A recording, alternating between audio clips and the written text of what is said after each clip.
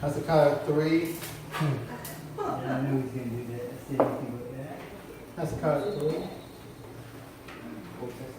I don't have the book in here. Make it up.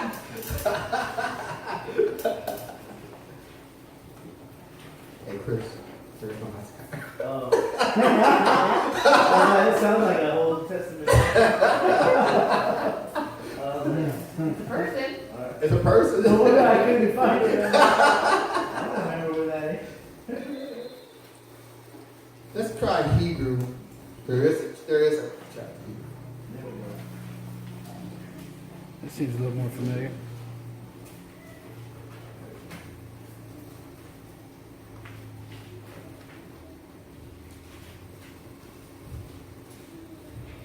Hebrews 2, 9 through 17. We're going to do as Brother Malcolm. Okay? We're going to honor Brother Malcolm how he does it. So I'm going to read. I'm going to read the first one. You'll read the second one. You read, and then when we get to 17, we will all read. Okay? But we see Jesus, who is made a little lower than an angel for the suffering of death, crowned with glory and honor, that he, by the grace of God, should taste death for every man. For it became him for whom all things, and by whom are all things, in bringing many sons unto glory, to make the captain of their salvation perfect through suffering. For both he that sanctified and they who are sanctified are all of one, for which cause he is not ashamed to call them brethren. Saying, I will declare thy name unto my brethren, in the midst of the church will I sing praise unto thee. And again I will put my trust in him, and again, behold, I and the children which God has given me. For as much then as the children are partakers of flesh and blood, he also himself likewise took part of the same, that through death he might destroy him that had the power of death, that is, the devil. And delivered them who through fear of death were all their lifetime subject to bondage. Where he takes not on him the nature of angels, but he took on him the seed of Abraham. Okay, and we all in 17? Wherefore in all things he loved him to make like unto his brethren, that he might be the merciful and faithful high priest in the things pertaining to God, to make reconciliation for the sins of the people. Amen. Okay. Now, we're going to do,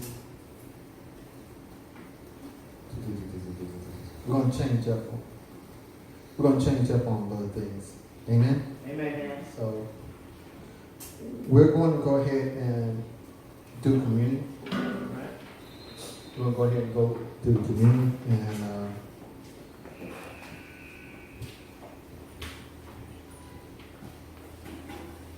after communion, we're going to do the offering.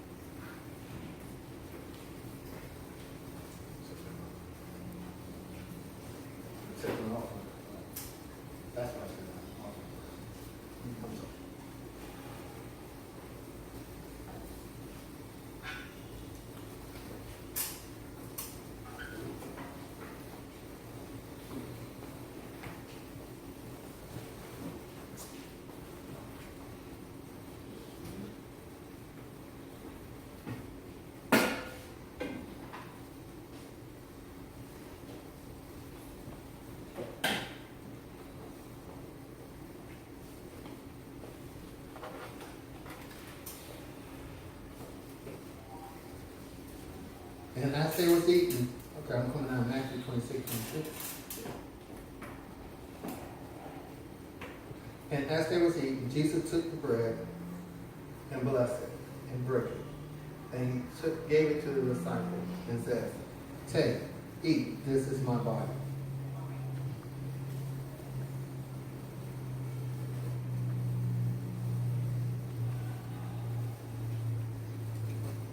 And he took the cup and gave thanks and gave it to them and said, drink ye all of it. For this is the blood of the New Testament, which is shed for many for the remission of sin.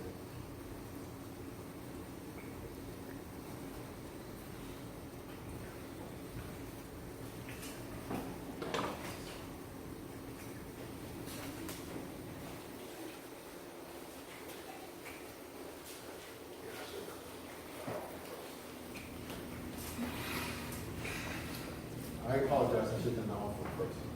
So we're going to go ahead and do the offering.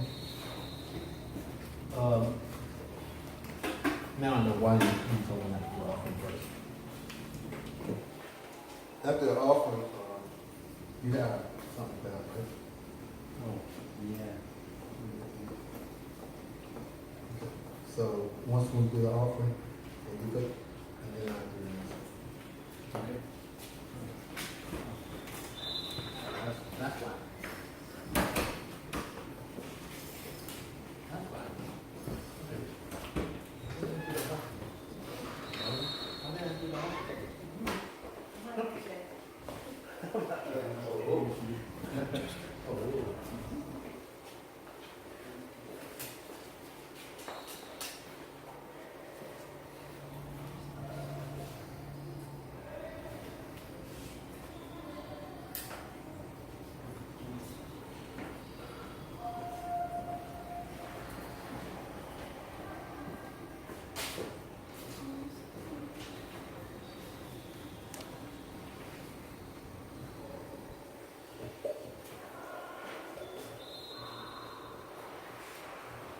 Thank you, God, for everything that we have in Christ Jesus. Everything is based on you, God.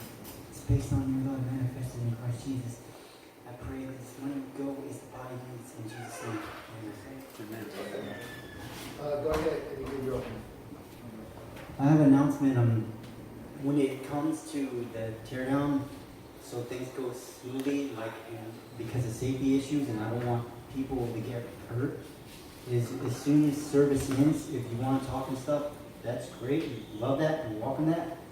But if you could just take it outside here, outside the store and stuff, that way it does. You guys don't get hurt by a cord or something that's swinging loose, and I just don't want people to get hurt. That's all it's about. Just don't want people to get hurt. That's pretty much it. Safety experiment. Okay, so on that, when it comes to the tear down and whatnot, if you guys would like to help, that's fine too. You guys can help with the chairs. Joseph and myself and Chris will handle all the electrical stuff and all the electronic stuff. So just want to make sure you guys know that if you help just with the chairs, that's fine. If not, just head outside. That's all. Thank you. Amen.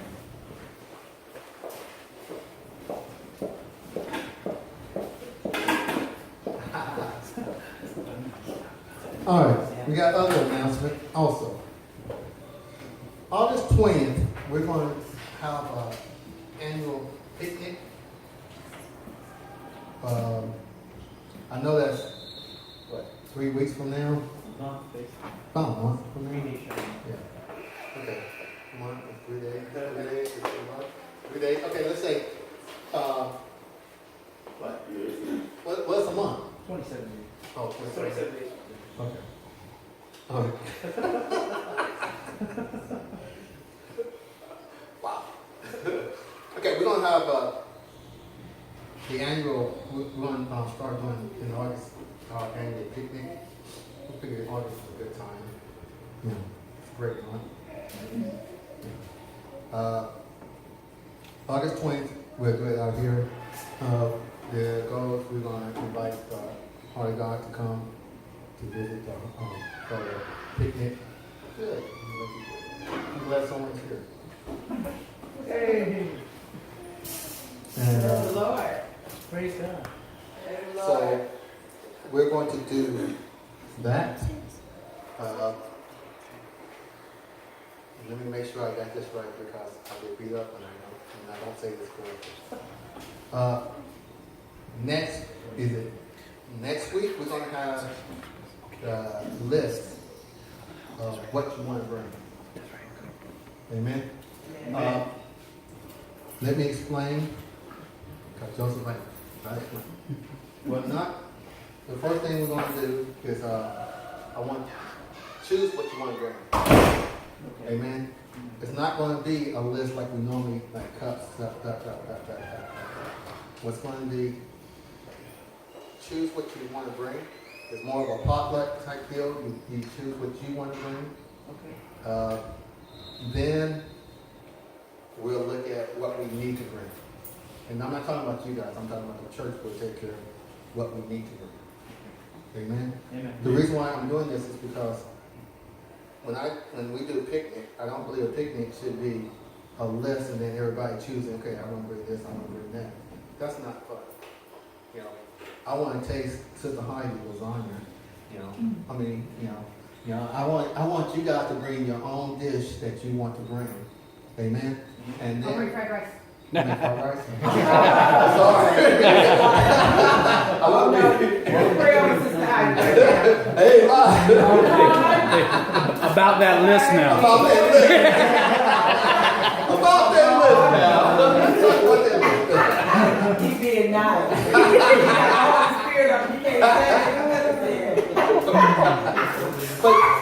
But the goal is to bring dish that you want, and then at the deacon meeting, we're going to see what we need.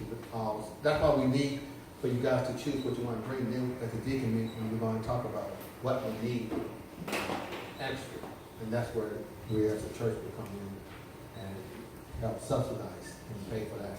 But what we don't want to do is that we have a list of what we want to bring, and then people say, well, like someone made some great salsa, and then like, well, I can't bring that because it's not on the list. Right. No, we want you to bring what you feel comfortable bringing.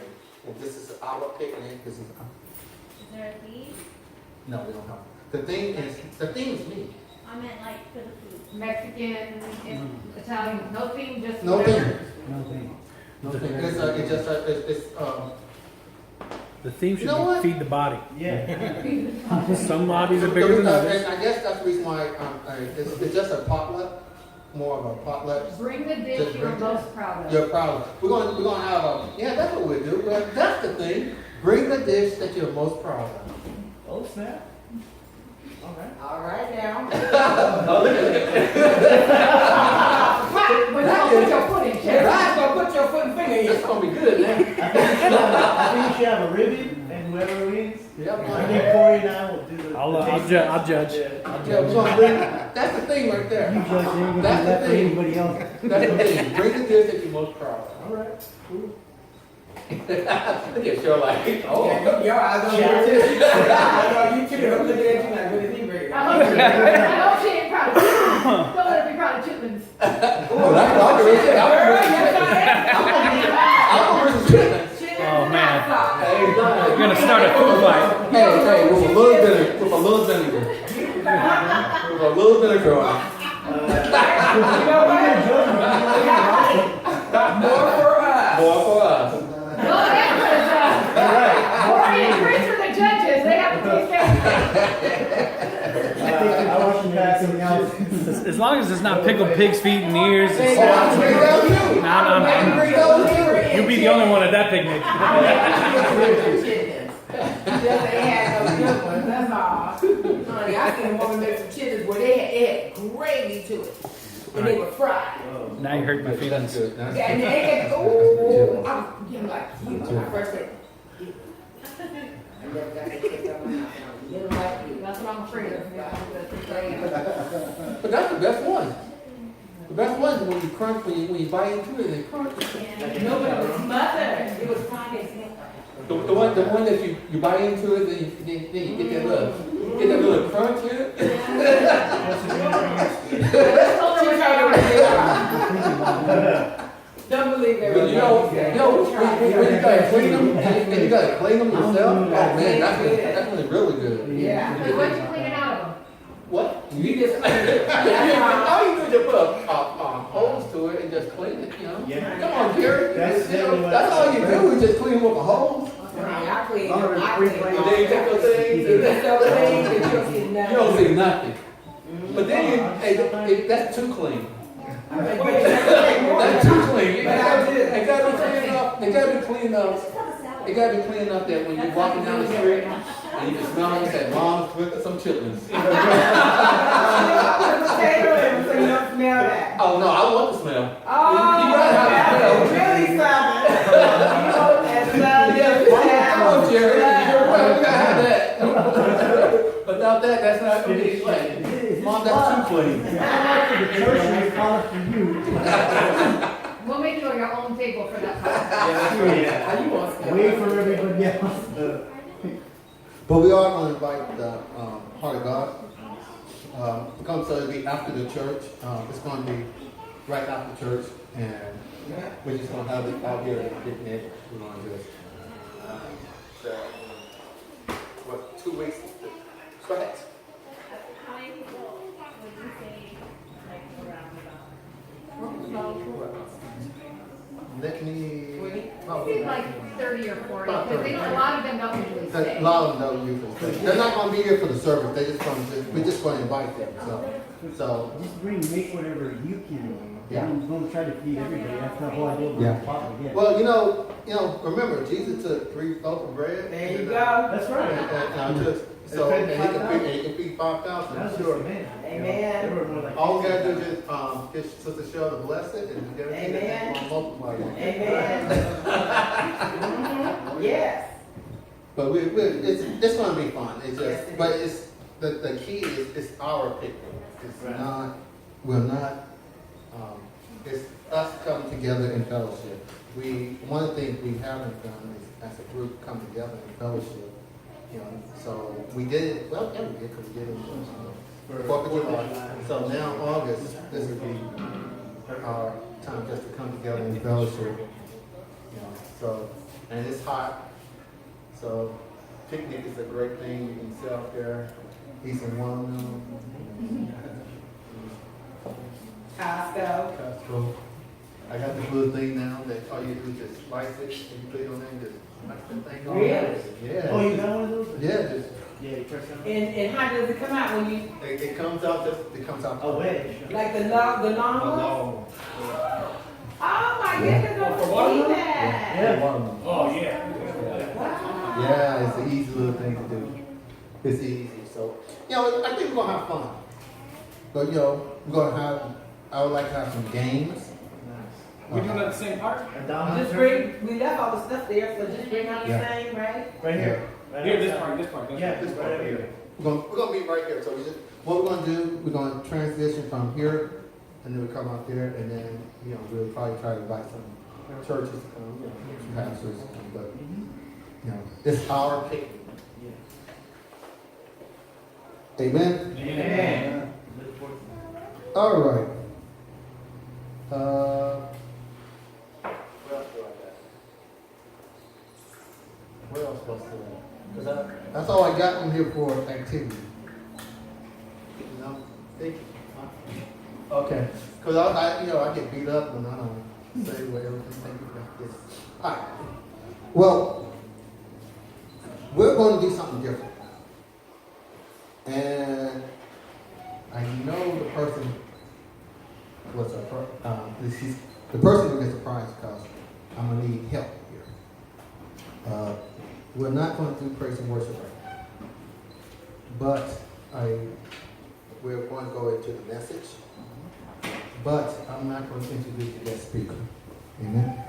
I'm going to ask Minister Malcolm to come here and introduce his wife as the guest speaker. He didn't know that I was going to do this. I was hoping he'd come. I was like, Praise God, saints. Praise God. Praise God. How's everybody doing? Bless. Amazing. I gotta say, I'm happy to be back in the house of the Lord, We're better now that you're here, We're brother. happy to Yeah, have we you. have to have ya. amongst my brothers and sisters. It Amen. feels so good to be here. But now I want to introduce my better half, the woman who led me to the Lord 17 years ago. My queen. Amen. She's probably hearing stuff she's never heard before. Huh? The Lord is in the house. His love is great. Amen. But I definitely just want to honor my wife, and you guys are in for something, and I think she's in for something because God didn't give her a message last night or this morning, so God's going to move today, and I'm excited to hear what He's going to share with us. But at this time, I'm going to call my wife Heidi Smith. Amen. Amen.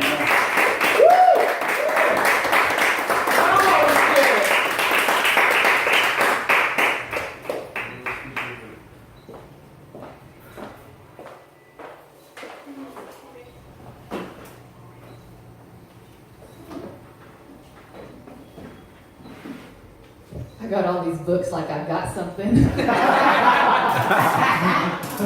me lay it out real quick. I'm like, Lord, there's got to be something somewhere in one of these things, Lord. So, the funny thing about this is, Pastor hasn't asked me to preach in a while, and I've been sitting in my chair going, when did Pastor gonna ask me to preach? You know, I mean, every time it's my turn, God always gives me something. So, I mean, I don't know. We'll see. I mean, I'm not going to ask, you know. So when it's God's time, I guess, you know, it's God's time. And so Pastor asked me, and I was like, okay, God will give me something. And so then I kept waiting, kept talking to God all week. Lord, what are we doing? And just be quiet and listen. Nothing. So I had some stuff that was already written that I was worried about. You know, when the pastor asked me to preach, I'm going to use these notes that I already got right here, and that's what I'm going to minister on. And so I kept saying, okay, God, which one is it? And I kept going into it, and nothing. And then the more I looked at the notes, the more I realized they were more like a caption, not really a message. And so I said, okay, well, I could maybe use this to start, but where are we going to end? So I stayed up until almost midnight last night, waiting, looking you know, I was on YouTube, I was on, you know, in the Bible, I was Google searching things and waiting for something to jump out to be like, it's that right there. And it didn't go. So I told Malcolm, I said, well, it's 11:40, I'm going to bed, I still don't know what I'm preaching in the morning. He said, that's all right, God will, you know, give you something or do what He's supposed to do. I said, well, I sure hope so. Otherwise, I'm going to get up there in the morning and I'm going to look like a fool. So I went to bed and I was like, you know what, God will give me something in my sleep. So I woke up this morning and I got it. Worship is love. Woo! There you go. Woo! Sorry. There's love. Sorry. Woo! Gee. There you go. And love is worship. That's right. Oh, hallelujah. That's right. Woo! So I got up, I got my notebook, Jesus. and I was ready to write the rest of it. Thank you, Jesus. And that's pretty much all I got. And that's all you got. That's it. Thank you, Jesus. That's it. Worship is love. Worship is love, That's right. and love is worship. That's right. So I got a little something. So I said, okay, so let me look up, I always like to look up definitions. Yeah. What is the definition of worship? And when I Googled worship, a definition, it says the feeling or expression of reverence and adoration for a deity. So it starts with a feeling, but it ends with an expression. Right. So if all you ever have is a feeling, and you never move to the expression, then how does the deity, how does God know that He's actually being worshipped? So I kept getting, when we worship, what we call worship, you know, I'm a worship leader. So I come up here and I lead you in worship. So what do we perceive worship to be? Worship is not just a song. I'm going to lead you in worship. It doesn't mean I'm going to lead you in some slow songs right now. Okay, Pastor, play the slow songs. That's the worship part, the slow songs. Don't let it be too fast, because then it turns into praise and now we're not worshiping anymore. So I want to read a scripture that I just got when I sat down right here. Daniel 3, verse 1.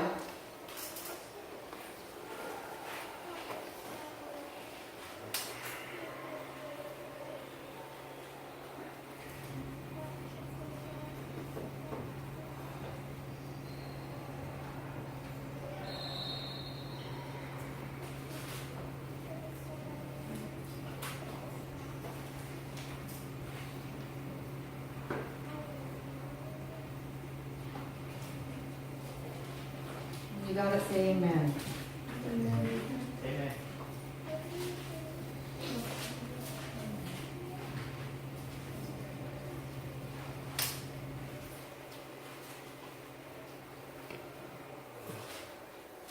I'm just going to start because I'm going to read a little bit. So I'll say verse by verse as I get there. Verse 1 says, King Nebuchadnezzar made an image of gold 60 cubits high and 6 cubits wide and set it up on the plain of Dura in the province of Babylon. Verse 2.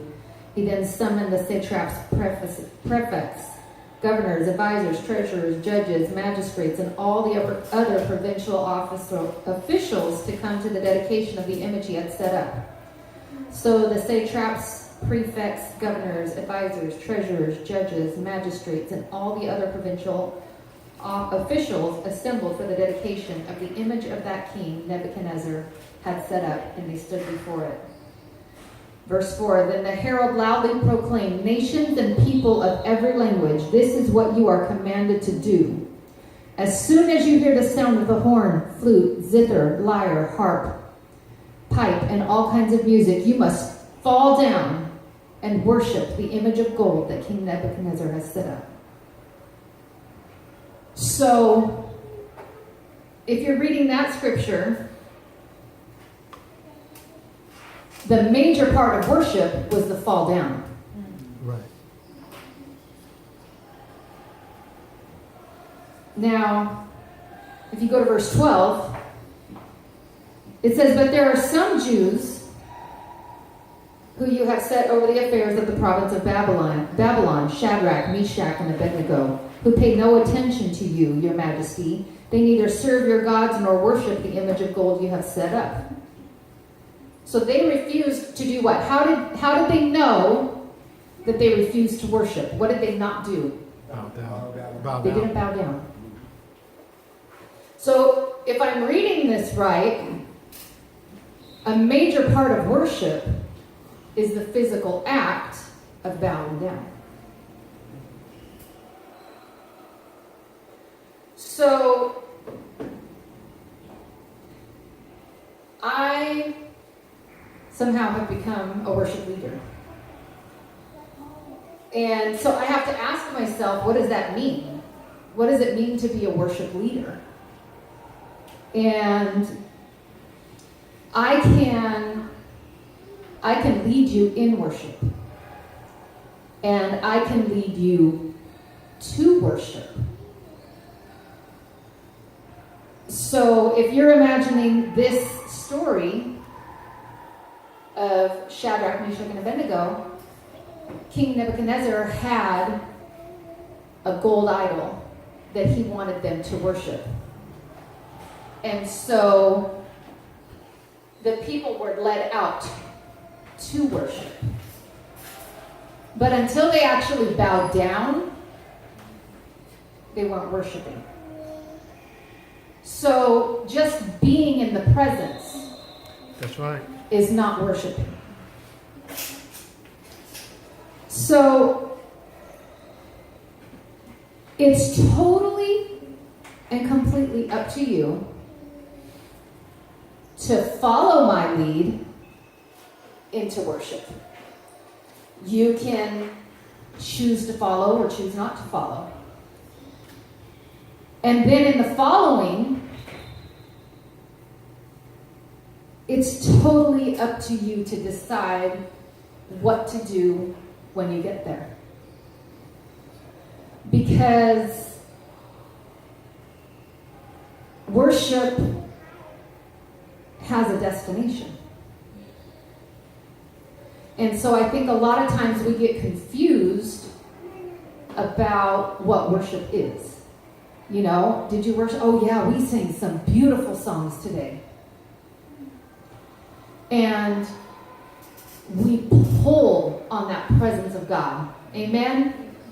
And the best part about that whole pull is when you know you got him. He's here, right?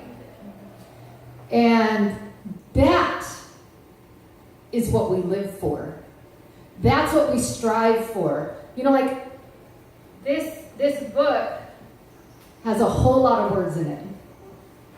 And you could read this book until you're blue in the face and never actually meet God. Amen. Amen. Because how many people are there out there who can quote this thing front to back and can never say that they've been in his presence? Amen. Amen? So,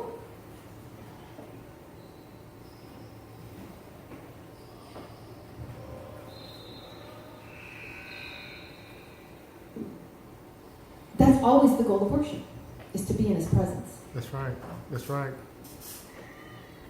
So worship is action. It's not a thought. It's not a state.